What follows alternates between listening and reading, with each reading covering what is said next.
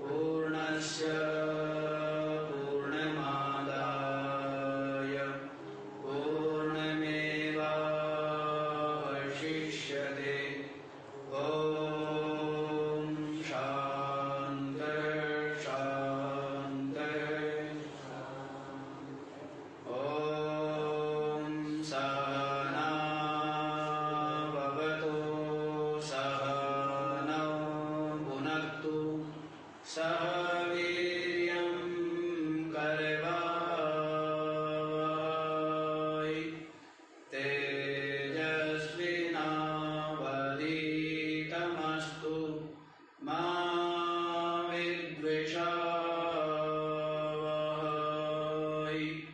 ॐ शान्तिः शान्तिः शान्तिः।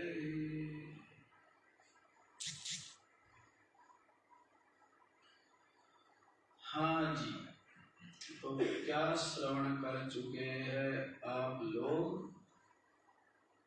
तो थोड़ा आगे आगे को बैठ जाइए, आगे को हो करके।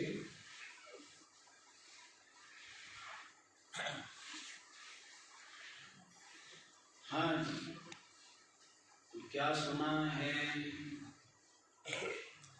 अभय क्या है? क्या सुना है? अभय क्या है? तो कहा है वैराग्यमेव। वैराग्य ही भय है। समस्त जो पद पदार्थ है संसार के, इनमें जो राग होता है, राग के कारण निरंतर भय होता है, क्योंकि सब के सब नाशवान है। सब के सब क्या है? नाशवान है। जब इनका वियोग होगा, मृत्यु होगी, तब क्या होगा? भय होगा ना, दुख होगा। इसी कारण से कह रहे हैं। थोड़ा आगे साथ में एक प्रश्न और भी पूछा, भयम अपि च किम। और भय क्या है? अभय क्या है और भय क्या है? किनको बता रहे हैं? संसारियों को नहीं। किसको उपदेश दिया जा रहा है? जो जिज्ञासु, जो थोड़े विचारवान है, जो अत्यंत स्थूल बुद्धि है, रजोगुणी है, उनको उनका जो मान्यता है, उनका जो निश्चय वो अलग होता है। उनकी मान्यता और उनका निश्चय क्या है? उनकी मान्यता और उनका निश्चय तो ये क्या निश्चय है? संसार ही सार है। संसार के पद पदार्थ साधन संपन्नता की प्राप्ति ही जीवन का चरम और परम लक्ष्य है, ध्येय। ऐसा संसारियों की बुद्धि में क्या होता है? निश्चय। लेकिन जो विचारवान है, उसने देख लिया है कि संसार के समस्त पद पदार्थ क्या है? नाशवान तो है ही, नाशवान होने के साथ साथ इनमें कुछ सार भी नहीं है, और इसके साथ साथ दुख रूप है, दुख देते हैं। और इसके साथ साथ इनकी ऐसी आदत पड़ जाती है कि हम इनके गुलाम बन जाते हैं। समझ आई बात? समझ तो तब आएगी, प्रथम तो आप समझना चाहिए, और दूसरी बात थोड़ी बहुत बची खुची बुद्धि कुछ रह गई हो, क्योंकि सारी बुद्धि क्या होती है? संसार में दे आए हैं ना, तो बुद्धि अब खुरचन भी रह गई हो तो भी काम चल जाएगा। खुरचन रह जाती है ना सब कुछ। भंडारे में प्रसाद सब बरता दिया, उसके बाद क्या बच जाती है? तो खुरचन बच गई हो तो देख लो। तो विचार यदि करें तो क्या समझ में आया है कि संसार का सारा दृश्य प्रपंच क्या बताया है? नाशवान है, असार है और दुख रूप है, और क्या करता है? गुलाम बना। क्या करता है? गुलाम बनाता है। और एक जन्म में गुलाम बनाए तो भी ठीक, क्या करता है? ये जन्म जन्मांतरों की विषयों की गुलामी के कारण इस जीव को पुनः पुनः ये शरीर धारण करने पड़ते। शरीर धारण का निमित्त क्या है? कारण क्या है? हेतु क्या है? शरीर धारण का जो हेतु है वो क्या है? विषयासक्ति। और इसके ऊपर है अज्ञान। दो ही हेतु है, तीसरा कोई हेतु नहीं। अज्ञान के कारण से विषयों का राग आसक्ति होती है, और फिर उनका चिंतन, उनकी प्राप्ति, उनका सेवन, उनका रक्षण, इसमें ही पूरा जीवन बीत जाता है और जन्म जन्मांतर बीतते जाते हैं। और इनके जो संस्कार है चित्त में और क्या होते जाते हैं? और स्थूल होते जाते, दृढ़ होते जाते। समझ आ रहे? अध्यात्म कोई कल्पना नहीं है। अध्यात्म से अधिक वैज्ञानिक कहे या सत्य कहे या युक्ति युक्त कहे, कुछ भी नहीं। अध्यात्म मान्यता नहीं, मानना नहीं है, ये तो वास्तविकता है। ये क्या है? वास्तविकता है, सच्चाई है, वास्तव में जीवन है। कल हमने क्या बताया? जो ये जीवन है, शरीर का जीवन, ये तो नाशवान है, ये तो खंडित हो जाता है। वास्तविक जीवन क्या है?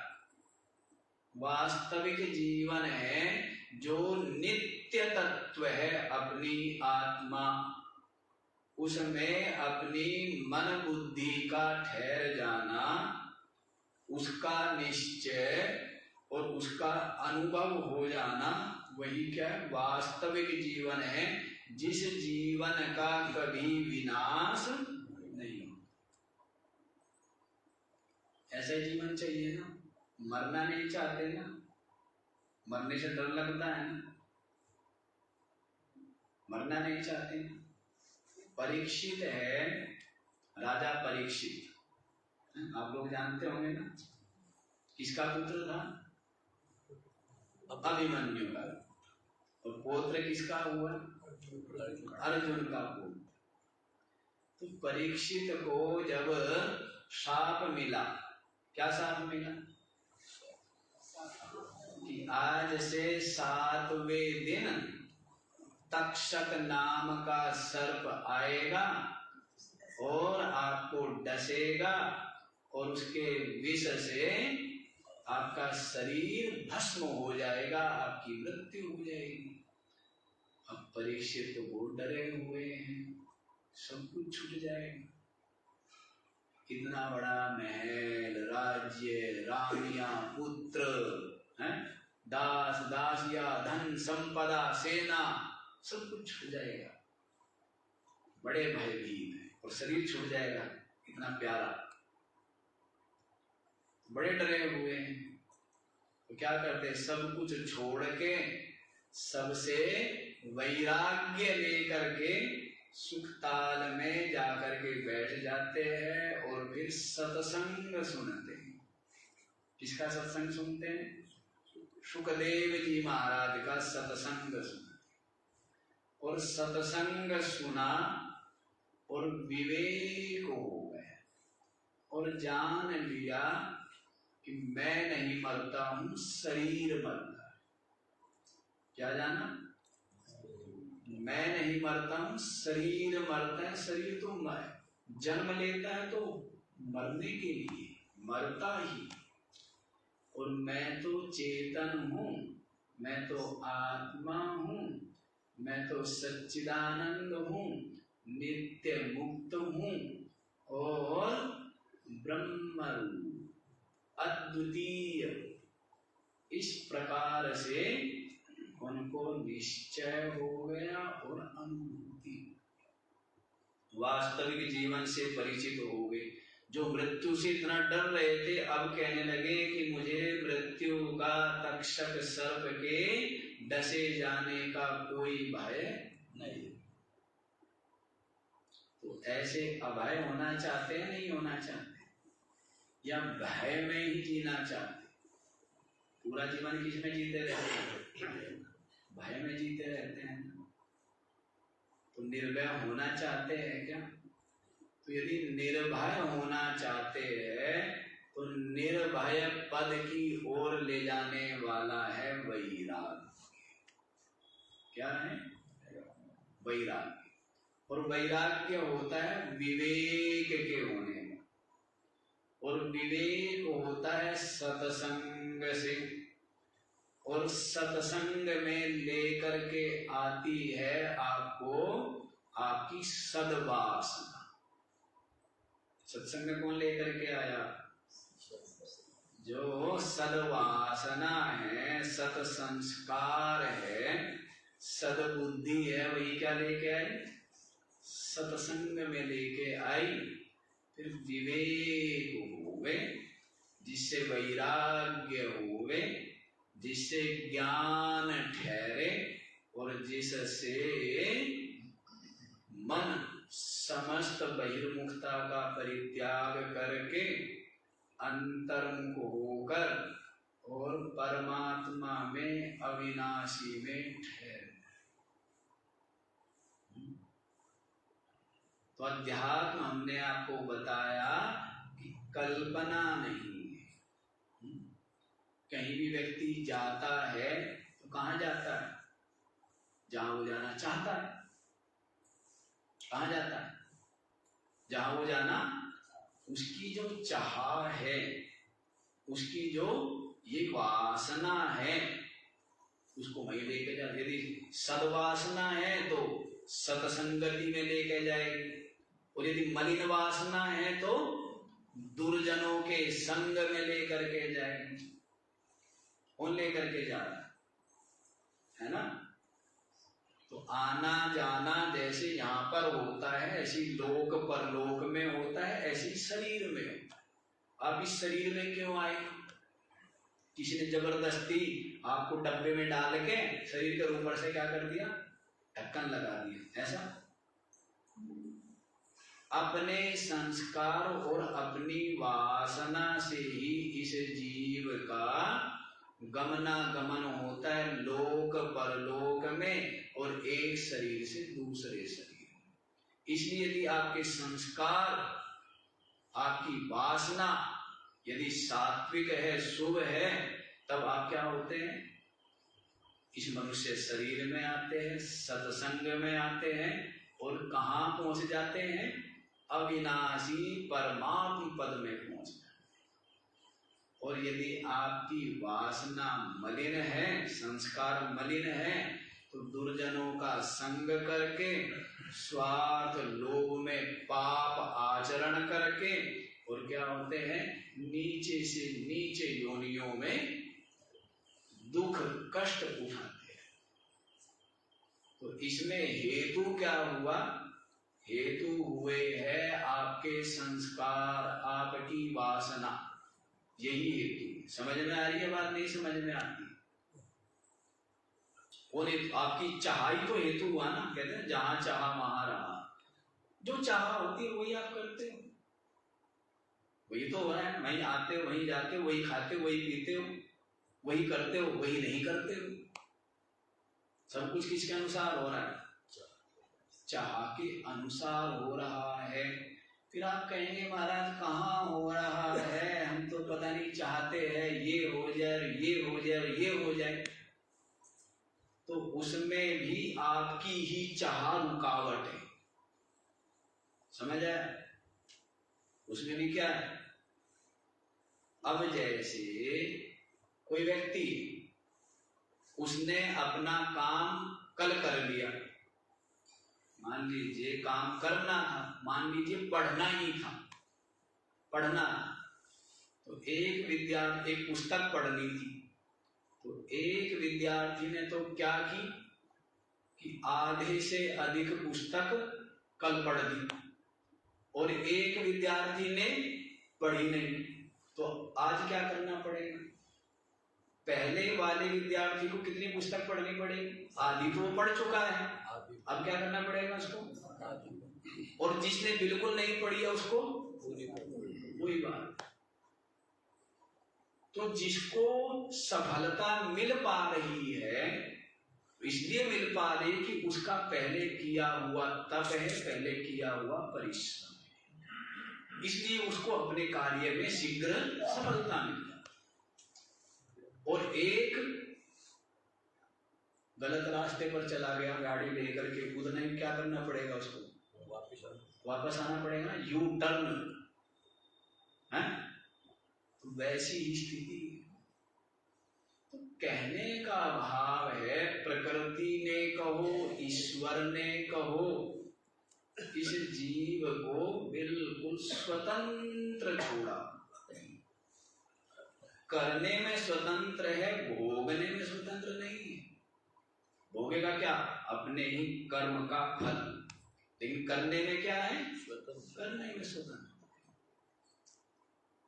आप क्या चाहते हो? भोगने में हमें स्वतंत्रता मिले, और करने में करना तो पड़ेगी, और फल क्या मिले? फल वही मिले जो हमें मीठा मीठा लगे, और खारा खारा क्या वो पड़ोसी को मिले। मतलब हम कर्म कुछ भी करें, पाप कर्म करें, मलिन कर्म करें, और हमें मिले क्या? सुख। ऐसे तो नहीं होगा ना। यदि शुभ कर्म होंगे, सन्मार्ग पर चलेंगे, सात्विक कर्म होंगे, तभी क्या मिलेगा? तभी तो सुख मिलेगा। तो चाह से ही सब कुछ हो रहा है। सब कुछ किससे हो रहा है? जो आप चाह रहे हो सब कुछ चाह से हो रहा है। कोई धनी होना चाह रहा है तो वो क्या हो जाता है? क्या हो जाता है? धनी हो जाता है ना। कोई विद्वान होना चाह रहा है, वो क्या हो जाता है? विद्वान हो जाता है ना। नहीं, सब कुछ चाह से। उसके लिए चाहने का मतलब क्या है? उसके लिए क्या करना पड़ेगा? परिश्रम, पुरुषार्थ, सब कुछ करना पड़ेगा। और उसमें यदि कुछ प्रतिबंधक नहीं, प्रतिबंधक भी मैंने क्या बताया? आपके ही कर्म प्रतिबंधक, आपकी सफलता में आपके ही कर्म प्रतिबंधक है। जैसे विद्यार्थी पास नहीं हो पाया अपने आलस्य के कारण, अपनी प्रमाद, अपनी बहिर्मुखता के कारण से, तो उसमें कारण एक विद्यार्थी अधिक अंक ले पाया अपनी तपस्या के कारण से, एक विद्यार्थी उतना सफल नहीं हो पाया, उसमें कारण कौन? कोई भगवान। भगवान को उससे कुछ चिढ़े है? भगवान उसका दुश्मन है? कोई भगवान जो है, तो सफलता या कम सफलता या असफलता, इन सब में अपना पुरुषार्थ, अपना संकल्प, अपनी चाह ही हेतु, अपने भाग्य विधाता है ये जीव स्वयं ही अपना भाग्य विधाता, स्वयं ही। ईश्वर केवल यो मान लीजिए जैसे उस सेठ की तरह है कि जिसके पास आप गए, पैसे जमा करा, या कैशियर समझ लीजिए, आपके पैसे आपको देता है। क्या करता है बैंक में? किसी और के देता है क्या? उठा के आपके देता है ना। या उस सेठ की तरह समझ लीजिए कि आपने पैसा जमा कराया, उसी जितना पैसा उसी के अनुसार आपको तोल करके क्या देता है, सौदा दे देता है। इतना ही रोल है, इससे ज्यादा ईश्वर का कोई रोल नहीं। फिर आप कहोगे महाराज हमारी प्रार्थना, हमारी विनती, हमारी स्तुति ये सब व्यर्थ है क्या, निष्फल है क्या? नहीं, बिल्कुल निष्फल नहीं। वो आपकी जो प्रार्थना है, जो विनती है, वो भी क्या है, पुरुषार्थ है, एक प्रायश्चित है, एक भाव है, एक संकल्प दृढ़ हो रहा है, और वो आपकी भाव ही, आपका संकल्प ही आपको फल देता है। समझ आ रही है बात? ये कर्मों का सिद्धांत है, ये वास्तविकता है। तो हम कह रहे थे कि बंधन क्या है, तो विषयासक्ति और अज्ञान, यही बंधन है इस जीव का, और यही इसको क्या करती है, एक शरीर से दूसरे शरीर में, एक लोक से दूसरे लोक में भटकाती है। समझ आया? तो इसलिए यदि अभय पद को चाहते हो तो क्या करो, सारे विषयों के राग का परित्याग। अब जो ये विषय है कैसे लगते हैं, सुख रूप लगते हैं। क्या लगते हैं, सुख रूप लगते हैं। लेकिन शांति से बैठकर ठंडे दिमाग से, और यदि हम इनका जोड़ घटा गुणा भाग करेंगे तो जो निकल करके आए वो देखना चाहिए। तो जोड़ घटा गुणा भाग किया और इक्वल टू दुख। इक्वल टू क्या है, हाँ, सब कुछ कर करा के हाथ पैर मारो, जितना ज्यादा हाथ पैर मारते उतना ज्यादा दुखी होगा। एक घर, अभी कल एक संत का फोन आ गया, तो पूछने लगे महाराज कहाँ हो। मैंने कहा जी एक ही जगह है, वहीं पर है। अब वो बड़े अच्छे संत हैं, बड़ा प्रेम रखते हैं। कहने लगे वास्तव में आज आप बहुत सुखी। क्यों? उनके 10, 15, 20 आश्रम हैं, बड़े बड़े मठ हैं। तो कहने लगे आप वास्तव में बहुत सुखी हो। मैंने कहा जी आप मजाक कर रहे हो, अपना अनुभव कह रहे हो। कहने लगे वो जानते हमें भी, हम जानते हैं उनको भी। वो कहने लगे आपको पता ही है कि मैं अपना अनुभव कह रहा हूँ। ये वास्तविकता है, ये वास्तविकता है। ये तो संसार में अधिक पैर फैलाना, इसको निमंत्रण देना है। अशांति को, परतंत्रता को निमंत्रण देना है। अब जगह जगह आदमी छोड़ने पड़ेंगे, और आदमी सबके सब अधिकतर क्या होते हैं, चालाक, चतुर, धूर्त, स्वार्थी। नहीं, आप लोगों से ज्यादा कौन जानता हूँ, आप लोगों को सब भूत बोलते नहीं। विचित्र है ना आज स्थिति। उस तरह का समर्पण, उस तरह की ईमानदारी, जिम्मेदारी, इन सब चीजों के दर्शन अब क्या हो गए, दुर्लभ है ना। आप लोगों को पता ही नहीं, तो उन सब की गुलामी करनी पड़ती है। जैसे आप लोग करते हैं नौकरों की गुलामी, किसी गुलामी करते हैं, नौकर आपकी गुलामी करते हैं, नौकर की करते हैं। क्यों देवी हो, इन्हें ज्यादा पता है। क्योंकि आदमी के पास नौकर हो ना हो, पर इनके पास नौकरानी जरूर है। भाई बोलते हैं, तो इनको ज्यादा पता है। तो अनुभव है ना, क्या करते हो, वो तुम्हारी गुलामी करते हो, तुम करते हो, तो बताओ। तो वैसे ही वो संत कहने लगे। तो कहने का भाव है, ये संसार में तो जितना व्यक्ति संसार का संग्रह करता है, जितना ज्यादा संसार को इकट्ठा करता है, जितना ज्यादा अपने हाथ पैर फैलाता है उतना क्या होता है, उतना ही बोझा, उतनी ही अशांति अनुभव करता है। इसलिए समझदार जो महात्मा लोग में देखता था, महात्मा लोग जिनको कुछ नहीं आता है, जिनको कुछ भी नहीं आता है, वो इतने इतने प्रसिद्ध, इतने इतने भक्त जन समुदाय, जिनको कुछ भी नहीं आता, न जीवन में त्याग है, ना तप है, ना संयम है, ना साधना है, ना स्वाध्याय है, कुछ भी नहीं, और इतने इतने प्रसिद्ध। और मैंने ऐसे भी महात्माओं को देखा, इतने इतने प्रतिभाशाली, इतने योग्य, इतने विद्वान, लेकिन बिल्कुल ऐसे जीवन बिता दिया, किसी ने भी नहीं जाना।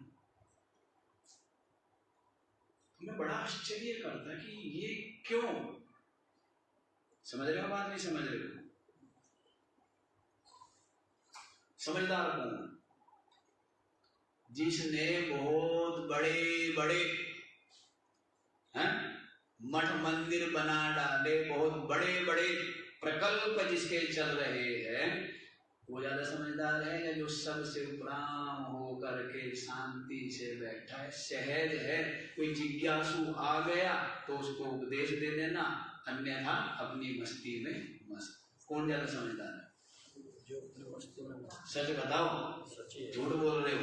अपनी बुद्धि में क्या बैठा है कि हमारा समझदार वो? कौन समझदार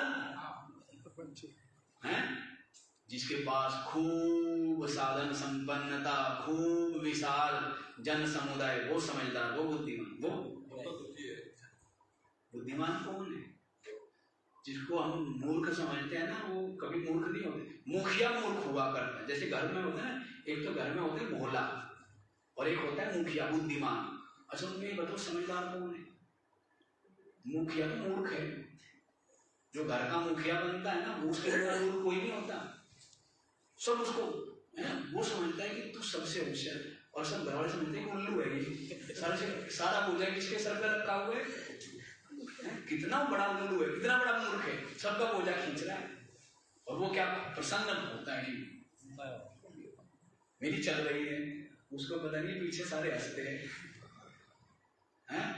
सब कुछ करेगा, वो माल उड़ाएगा कौन है? हाँ, ये पता होना चाहिए। तो जो मूर्ख बनते हैं ना, वे मूर्ख नहीं होते, वे बड़े चतुर होते हैं। पता है इस बात का? आपको नहीं पता है? हाँ, जो आदमी मूर्ख सा दिखे ना, है ये ना बहुत चतुर आदमी है।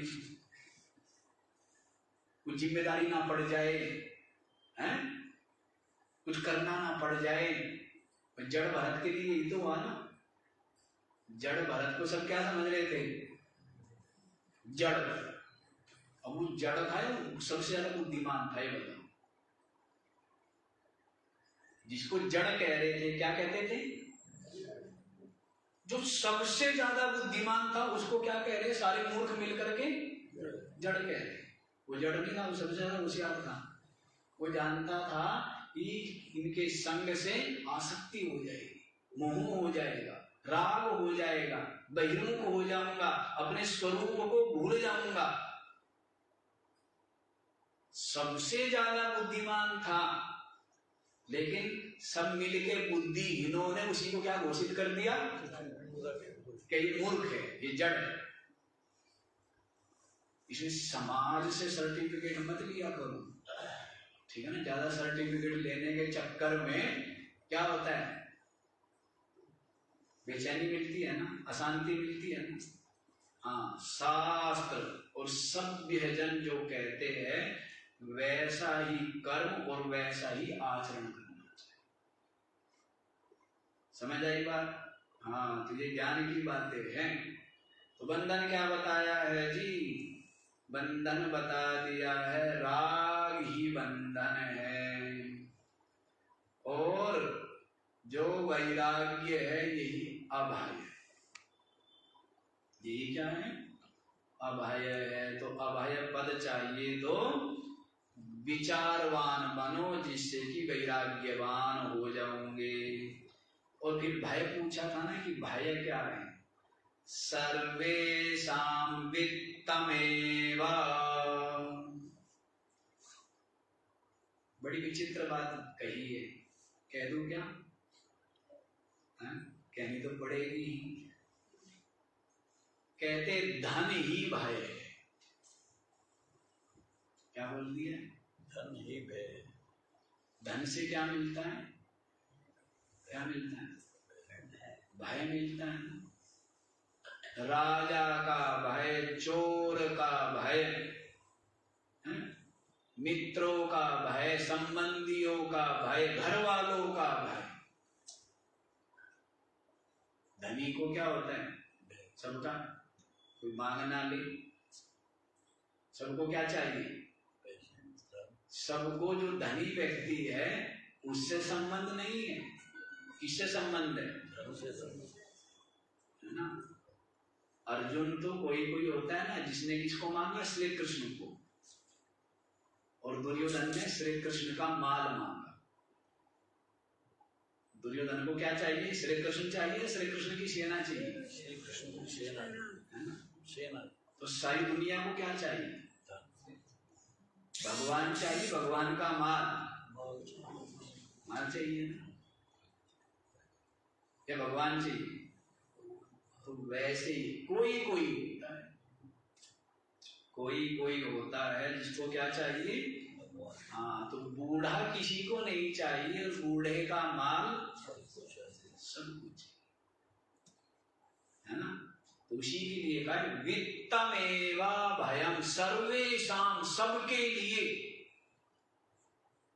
अवधूत दत्तात्रेय जी महाराज ने चील को गुरु बनाया। किसको गुरु बनाया? चील एक पक्षी, 24 गुरु है ना, तो उनमें चील को भी गुरु बनाया। और क्या देखा उन्होंने? उन्होंने देखा कि एक चील, उसको कहीं मांस का टुकड़ा मिल गया। अब उसको ले करके चील आकाश में उड़ती हुई जा रही है अपने घोंसले की। अन्य पक्षियों ने देख लिया, जो चील थे, कौवे थे, उन्होंने देख लिया। क्या देखा? कि इसके मुंह में मांस का टुकड़ा है। सबके सब उसके ऊपर झपट पड़े।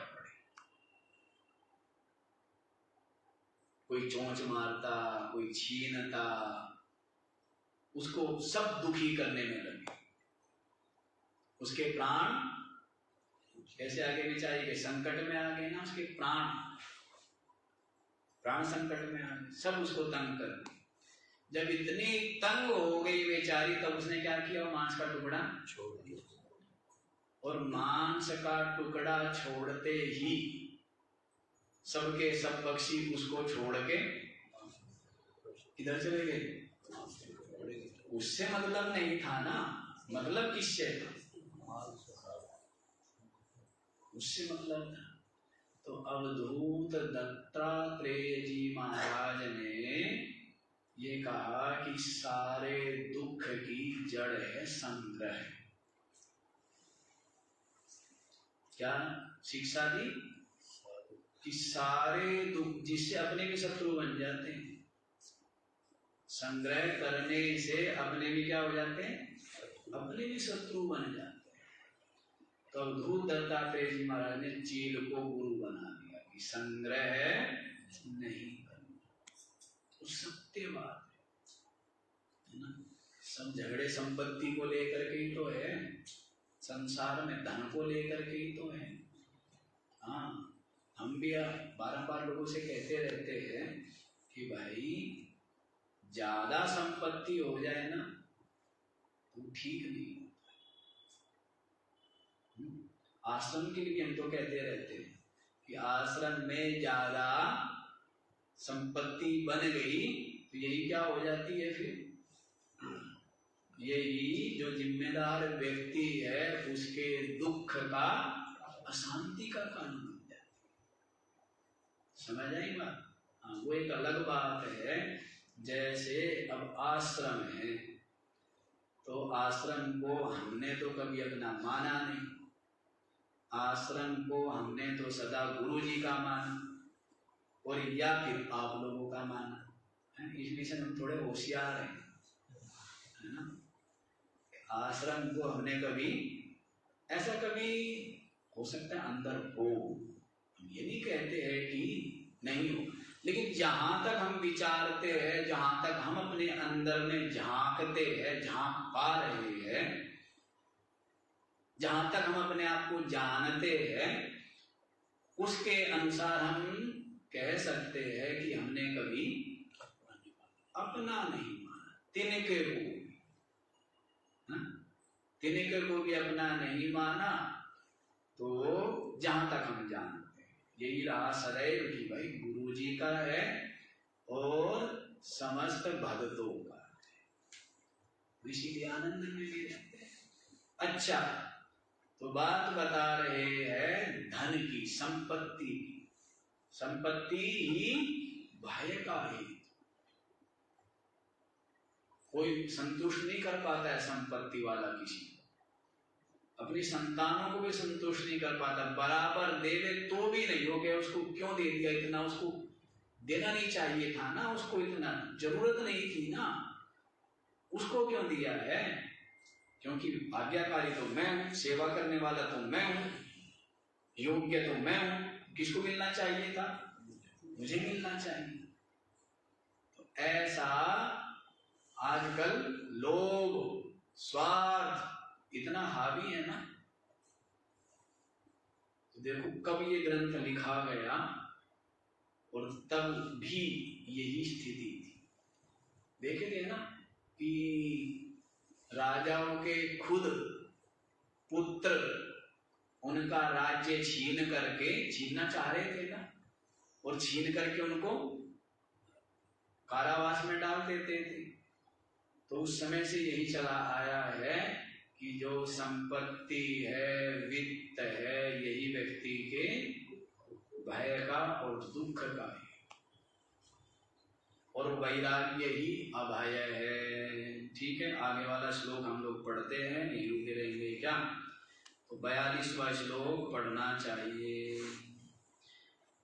का दुर्लभा नराणां हरिभक्ति पातकं च किं हिंसा, को हि भगवत्प्रियः स्याद् योऽन्यं नोद्विजेत् अनुद्विग्नः। का दुर्लभा नराणां हरिभक्ति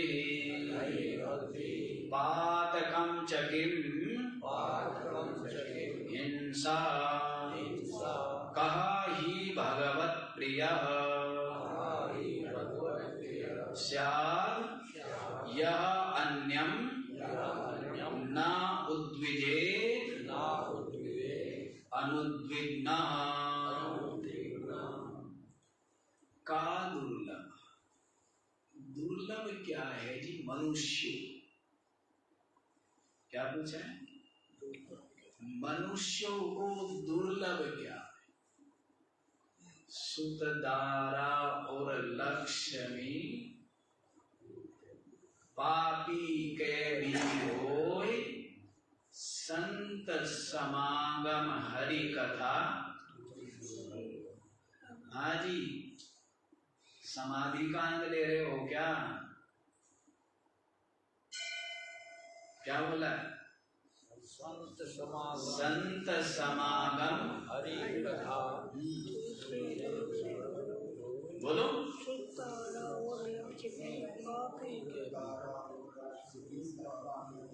संत समागम, बोलो सारे।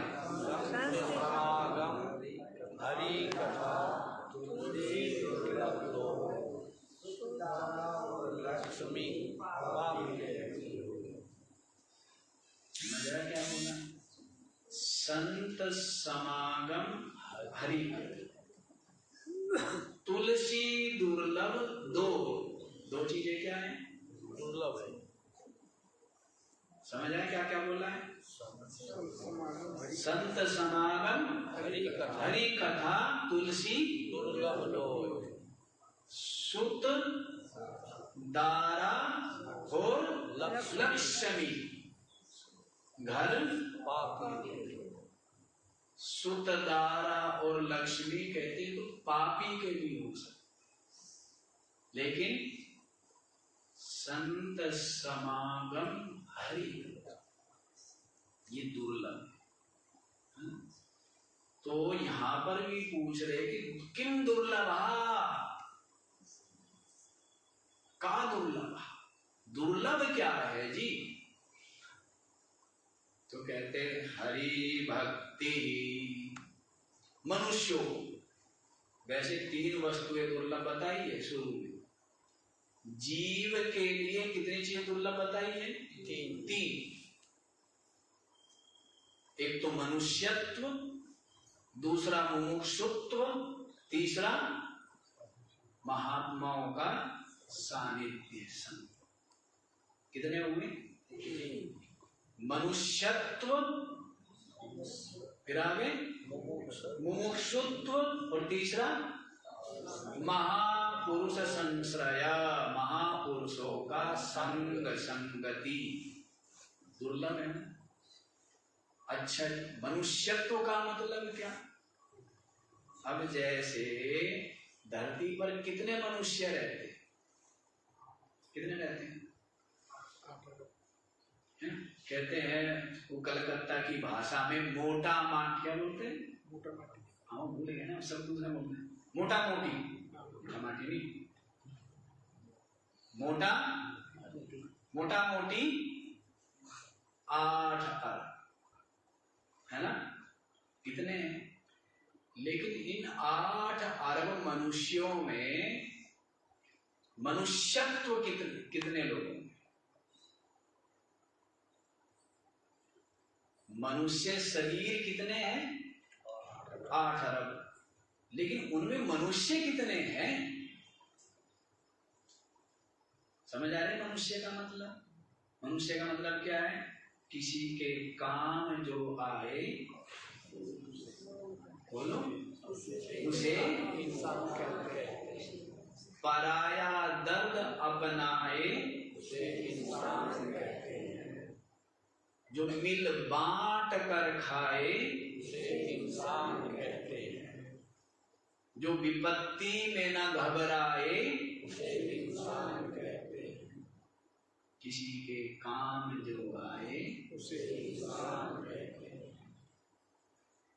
अब आप देख लीजिए, जो किसी के काम आए, जो खिला करके खाए, जो दूसरे के दर्द को अपना दर्द समझ के उसकी सहायता करे, सहयोग करे, वो क्या है? इंसान, मनुष्य। कितने मिलेंगे? स्वार्थ स्वार्थ स्वार्थ, स्वार्थ में, लोभ में, मोह में बिल्कुल क्या है? मनुष्य, मनुर्भव, मनुष्य हो जाओ, बहुत बड़ी बात। मनुष्य हो गया ना, बड़ी बात। ये जितने भी सत्संगी है सबके सब क्या हो जाए? केवल मनुष्य हो जाए। बहुत हो गया काम। क्योंकि मनुष्य जो हो गया ना, उसमें मुमुक्षुता तो आएगी ही आएगी, और जो मनुष्य नहीं हुआ उसमें कभी भी मुमुक्षुता नहीं आ सकती। तो मनुष्य ही नहीं बन पाता है, इसलिए मुमुक्षुता आती नहीं। समझ आई बात? मनुष्य बन जाओ ना, बहुत बड़ी बात है। आजकल के इस स्वार्थ संकीर्ण युग में मनुष्य होना, बनना, बने रहना, ये आश्चर्य की बात है। मनुष्य बन जाओ, हो गई साधन। तो कहते हैं ना कि आदत बुरी सुधार ले, बस हो गया भजन। मन की तरंग रोक ले बस हो गया भाई। 20 घंटे जप करता है, ध्यान करता है, और बाहर चिमटा लेके, जैसी व्यवहार में आता है वैसे चिमटा लेके क्या दूसरों के पीछे भागना है, मारने के, कहीं कुत्ते के पीछे, कहीं बिल्ली के पीछे, कहीं आदमी के पीछे। मनुष्य हो पाया क्या है? मनुष्य नहीं हो। मनुष्य बन जाए बहुत बड़ी बात। बन गए सब कुछ, आप सब बन गए।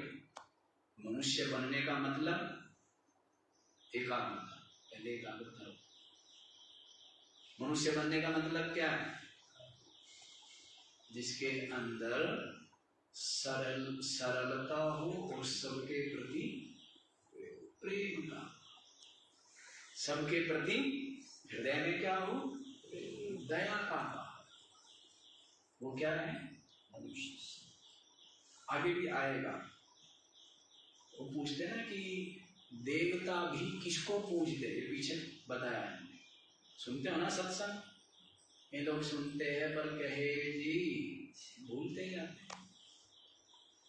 देवापि कम नमन्ति, पीछे पूछा था, देवता भी किसको नमस्कार करते हैं? कौन क्या बोला? देवापि कम नमन्ति, देवता लोग भी किसको नमस्कार करते हैं?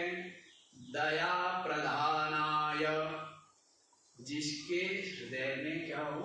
दया। देवताओं से बढ़ के देवता भी नमस्कार कर, जिसके हृदय में दया का भाव है ना। बताया था ना आपको, क्या बताया था? दया धर्म का मूल है।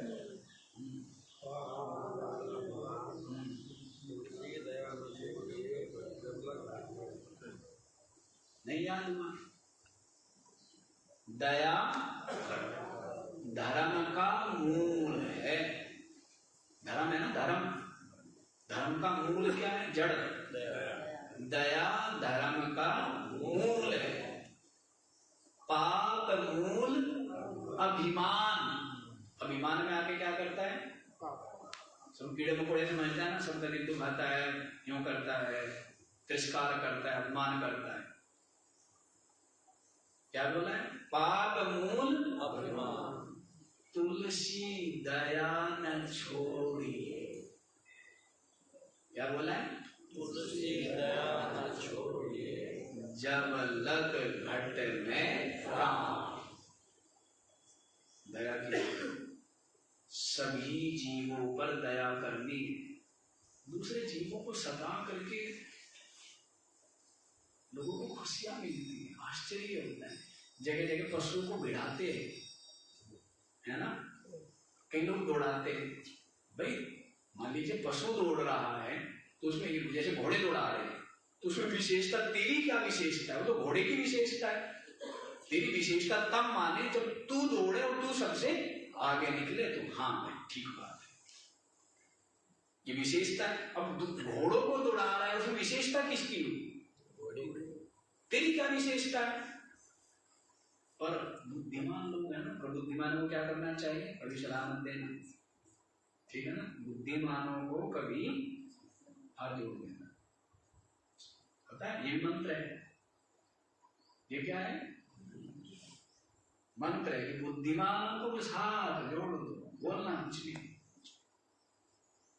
बताइए, अब जीवों को भिड़ा रहे हैं, वो करते हैं, उसमें तेरी क्या विशेषता है? उनको बेचारों को समझ होती नहीं, वो मारते हैं और स्वयं भी घायल हो जाते हैं, मर जाते हैं। ये क्रूरता है, ये पशुता है, ये राक्षसपना है। अपने मनोरंजन के लिए बेचारे अबोध जीवों को कष्ट देगा। कैसे बेचारे वो तड़पते हैं, कैसे रोते, नहीं रोते? अभी कैसा मनुष्य बन गया? मनुष्य क्या है? वो पशु है, राक्षस, राक्षस। तो देवता भी उसको नमस्कार करते जिसके हृदय में क्या है? दया। दया, सब पर दया। किसी भी जीव को सताना नहीं, चाहे वो कुत्ता और सांप निकल जाते हैं मान लीजिए, तो आप लोग अधिकतर लोग क्या करते हैं? तुरंत मार। क्या मतलब? क्या वो जीना नहीं चाहता है?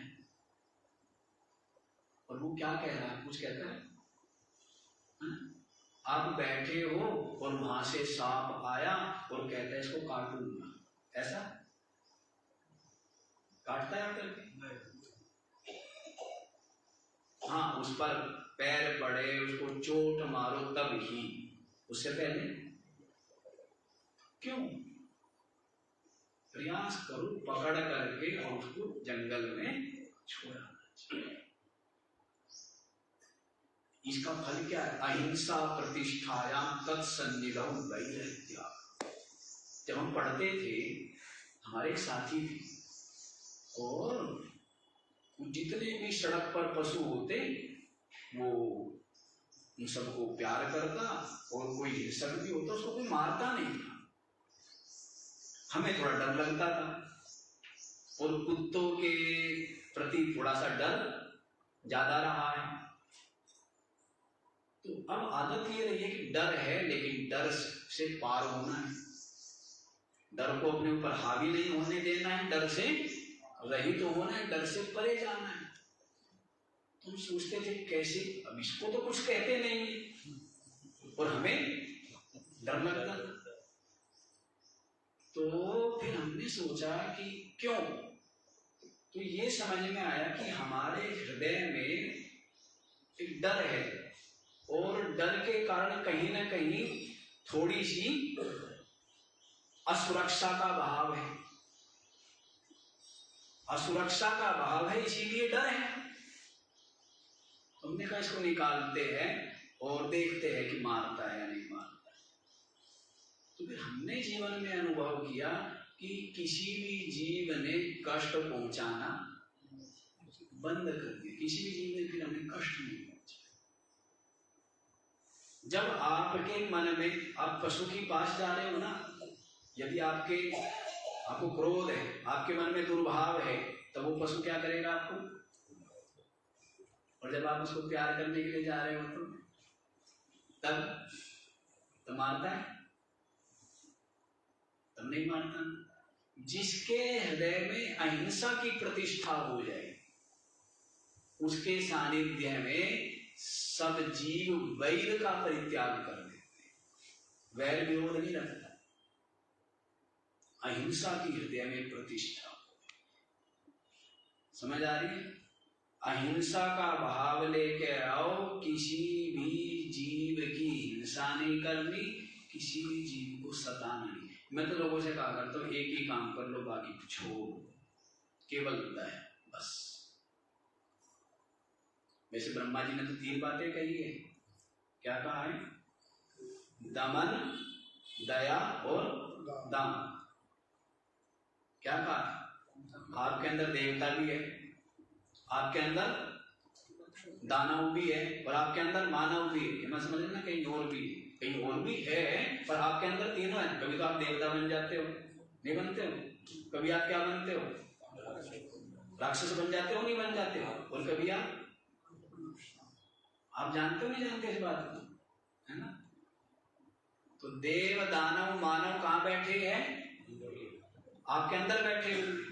तो 3 उपदेश किए। क्या उपदेश? दमन, दया और दान, कल्याण के लिए। मैं कहता हूं एक ही बोल, क्या? पर्याप्त, पर्याप्त। दया होना बस। किसी जीव को सताओ, दुख मत पहुंचाओ, कष्ट मत दो, हिंसा मत करो, कुछ करने की जरूरत नहीं।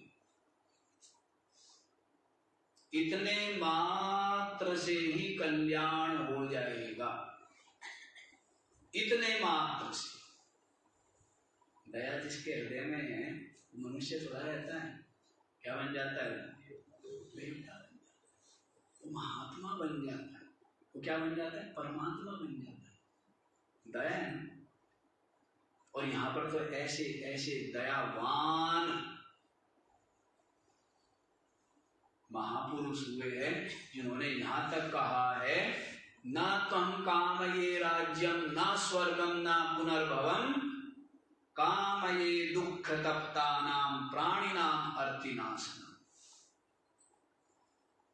राजा शिवी, उनसे पूछा क्या चाहते हो आप? क्या पूछा? आपसे तो हम नहीं पूछेंगे क्या चाहते हो। क्यों? हम तो कहोगे जी धन चाहिए, पद चाहिए, ये चाहिए, वो चाहिए, हमारी जान आफत में आ जाएगी। उससे जरूर पूछेंगे जिसको कुछ नहीं चाहिए, उससे पूछेंगे हम कि हाँ भाई क्या चाहिए, और पूछे उसी से जाते हैं जिसको कुछ जिसको कुछ चाहिए तो बड़ा गड़बड़ आदमी क्या चाहिए। अब रावण से पूछ लिया क्या चाहिए, क्या लंका दे दे? भाई शंकर जी ने पार्वती जी और अपने लिए बनवाई क्या? स्वर्णमयी लंका। पार्वती जी कहने लगी कोई अपने भी तो होना चाहिए गर्दन, कब तक भटकते फिरेंगे जो ही हैं? ओला पाला बारिश धूप छाप, तो अपना भी घर होना चाहिए। तो शंकर जी कहते क्या जरूरत है, महात्मा है ना, क्या जरूरत है? जीवनी तो काटना है, क्या फर्क पड़ता है? काट गुजारा ही तो करना है, संतोष ही है ना कि गुजारा ही तो करना है। तो कहने लगी नहीं, क्या होना चाहिए? घर होना चाहिए। और घर भी कैसा होना चाहिए? जैसे आपकी देवियां कहा करती है वैसा सब कुछ कौन करती है? आदमी कहते हैं महाराज हम तो रिश्वत बिल्कुल ना ले। रिश्वत लेने का कारण कौन?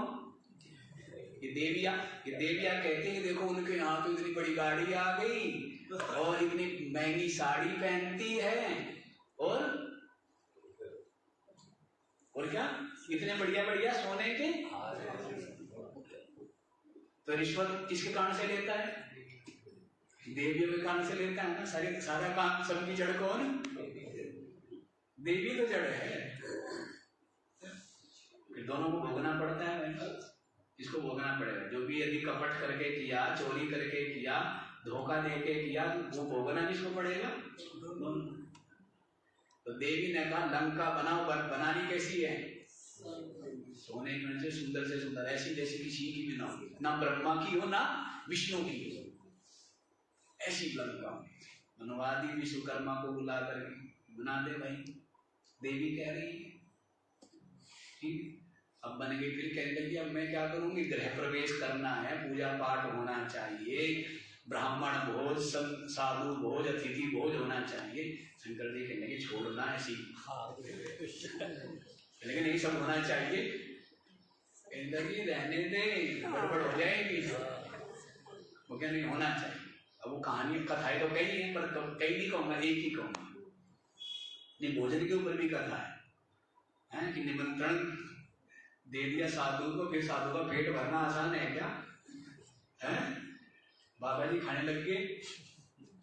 अगस्त जी खाते गए भूखे ही ना। तो चलो उसको नहीं छूते, दूसरे वाले रावण को बुलाया कि भाई कौन है पंडित विद्वान, कौन वो कराएगा पूजा पाठ कराया गया।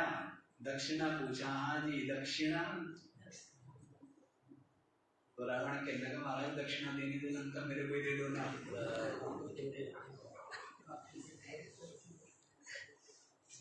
पहले लोग वचन के बड़े दृढ़, जो किसी ने मांग लिया, कहते हैं ना कि उनसे पहले वे मरे जो मांगन मरण समान, जो कोई मांगन जाए उनसे पहले वो मरे जे मुख निक्षत नाही।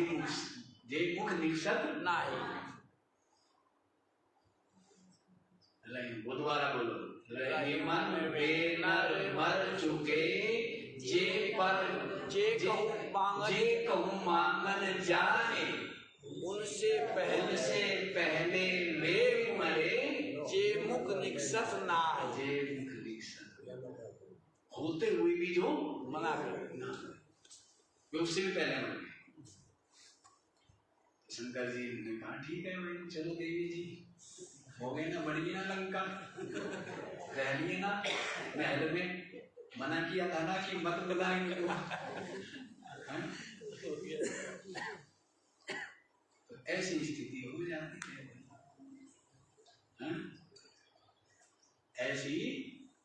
ऐसी आफत में फंस जाता है। इसकी बात है ये मांगने की, इसकी बात है मांगने की बात है। तो ऐसे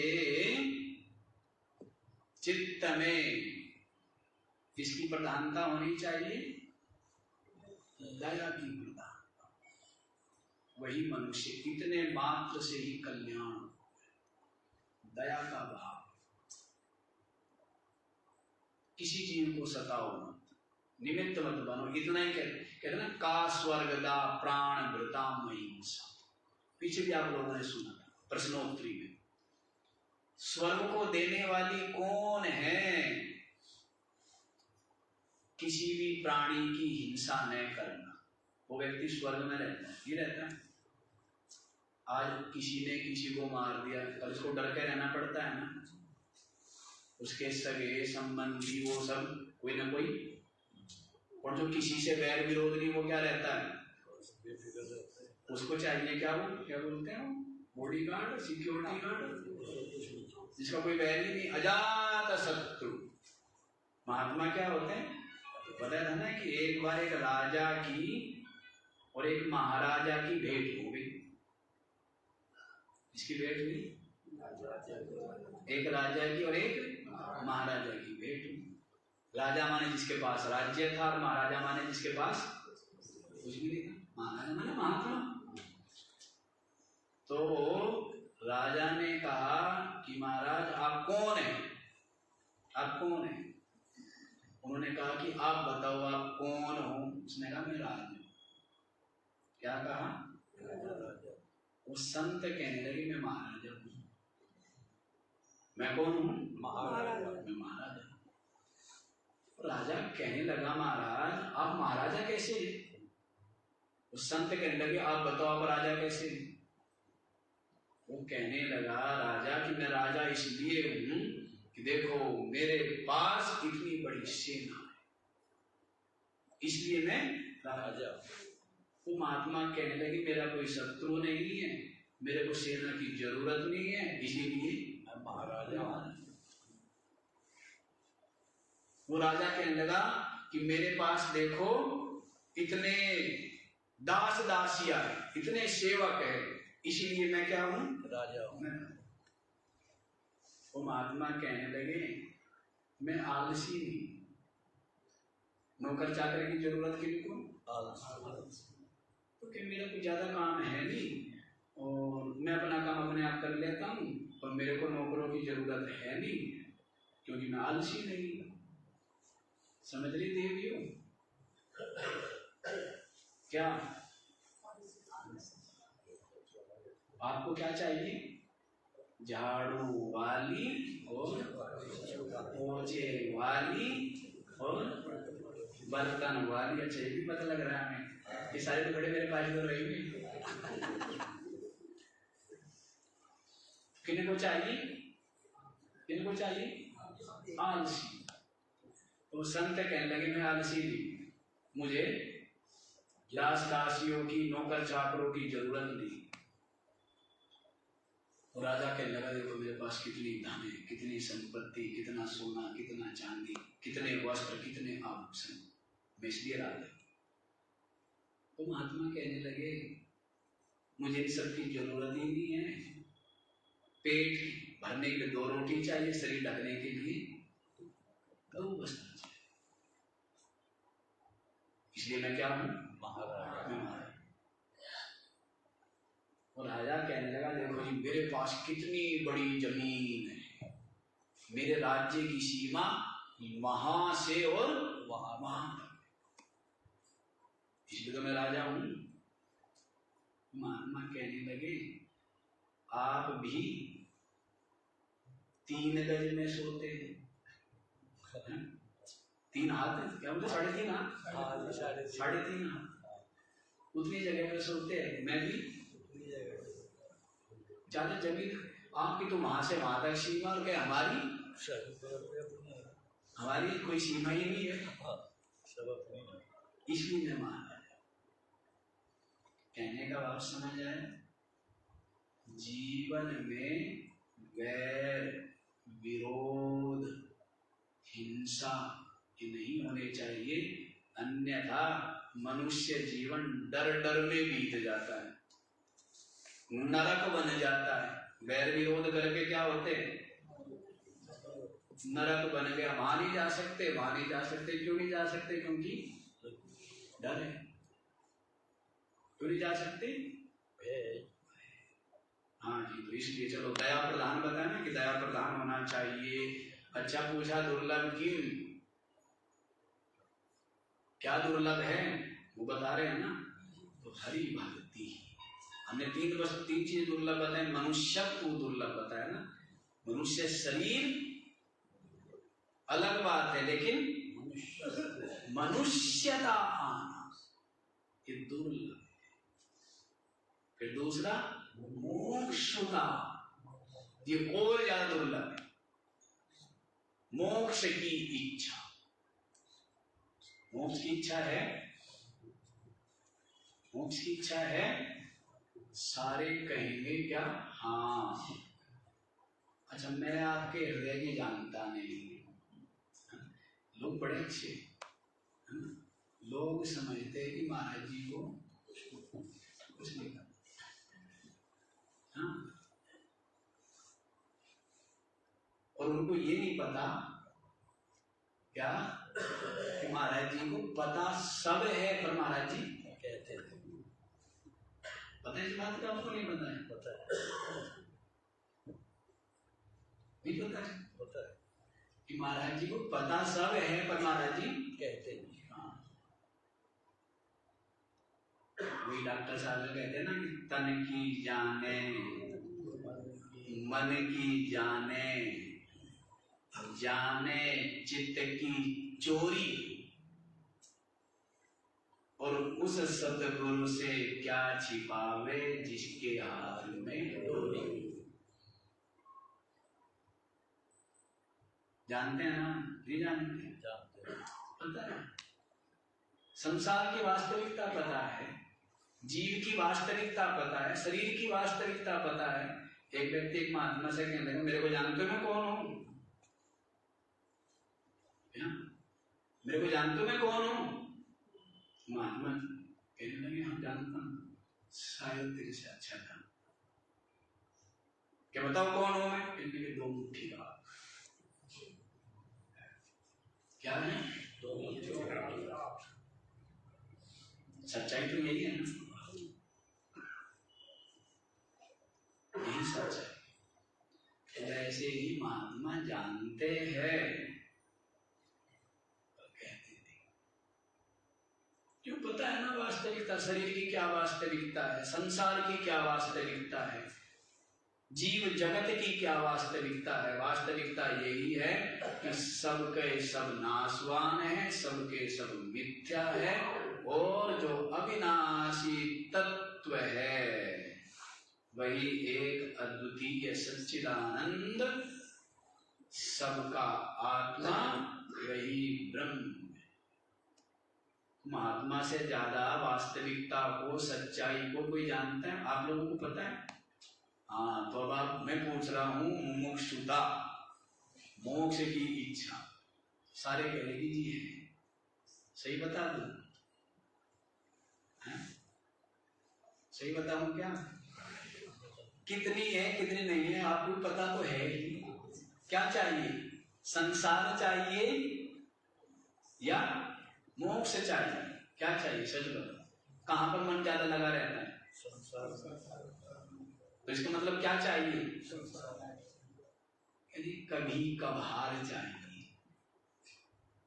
परमात्मा क्या है? कभी कभार चाहिए, लेकिन एक अच्छी बात है। अच्छी बात यह है कि धर्म में लगा है, सन्मार्ग में लगा है, पाप आचरण से बचा है, हिंसा से बचा है, तो भी वो और भाव है संत के प्रति, गुरु के प्रति श्रद्धा का, सेवा का क्या है, भाव है। ये बहुत अच्छी बात है, बहुत अच्छी बात है। भाव तो बहुत है, भाव में तो कमी नहीं है। और भाव भी आप लोगों का मैं देखता हूं कितना बिल्कुल निश्चल भाव है, निश्चल भाव। और भाव है इसीलिए हम चाहते हैं कि आप आगे बढ़े, आप अध्यात्म के मार्ग पर, कल्याण के मार्ग पर आगे बढ़े। यही अवसर है और आप बढ़ सकते हो, बढ़ सकते हो। और पहली बात तो जगत की कोई हानि होने वाली है नहीं, और दूसरी बात हानि हो भी जाए तो भी कुछ, यदि कांच देके हीरा मिलता हो तो सोडा घाटे का हुआ क्या? कांच देके क्या मिलता है? सोडा घाटे क्या? संसार क्या है? तो छूट ही रहा है ना। आप कितना ही पकड़े रखो तो भी ये रहेगा क्या? और यदि इस मनुष्य शरीर को के रहते रहते हमने हीरा को पा लिया, जिसको मीराबाई ने कहा है, पायो जी मैंने मीरा। महल के जितने रतन थे ना, हीरे थे, मोती थे, वस्त्र आभूषण थे, सबको छोड़ के आ गई।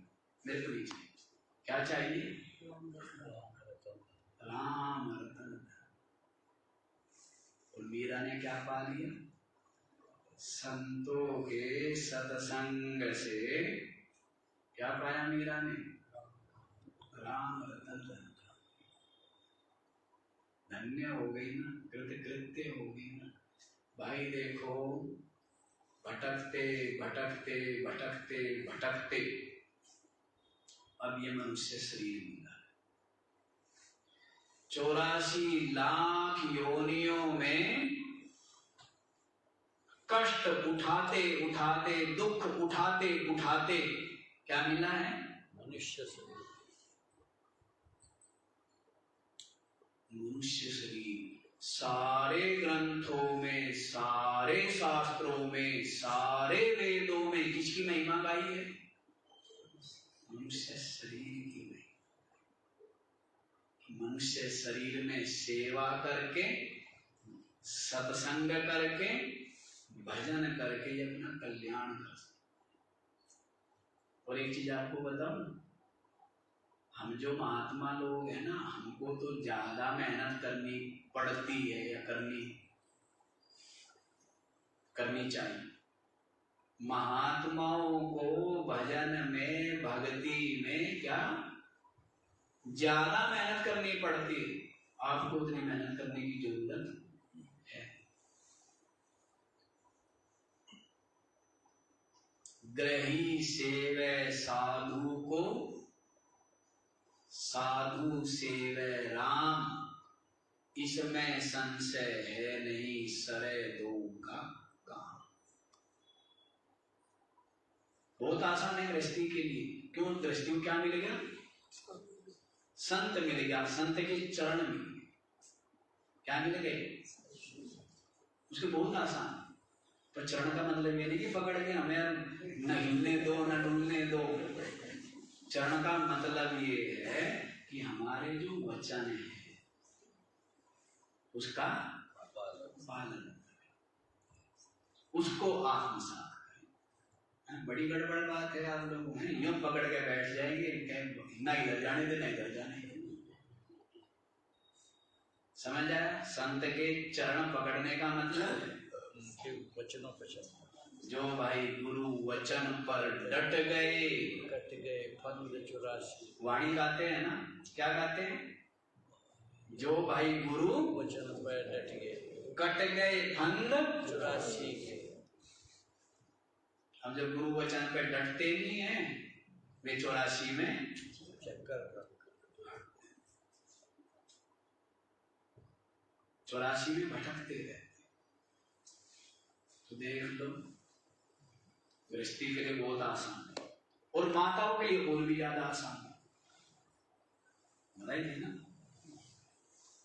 देवियों के लिए क्या है और भी आसान है। ये किसको पकड़ लेती है? ये पति को पकड़ लेती है ना। पति को ही क्या मान लेती है? परमेश्वर, परमात्मा। और पुरुष को क्या करना पड़ेगा? उसको क्या पकड़ना पड़ेगा? संत। और संत सीधा किसको पकड़ते हैं? संत सीधा पकड़ते हैं परमात्मा। अब आप देख लो, समझ आया? तो जो गृहस्थ है, संसारी है, उन्होंने किसको पकड़ लिया? संत को पकड़ लिया। तो उसका कल्याण बहुत सहज है, बहुत सहज है।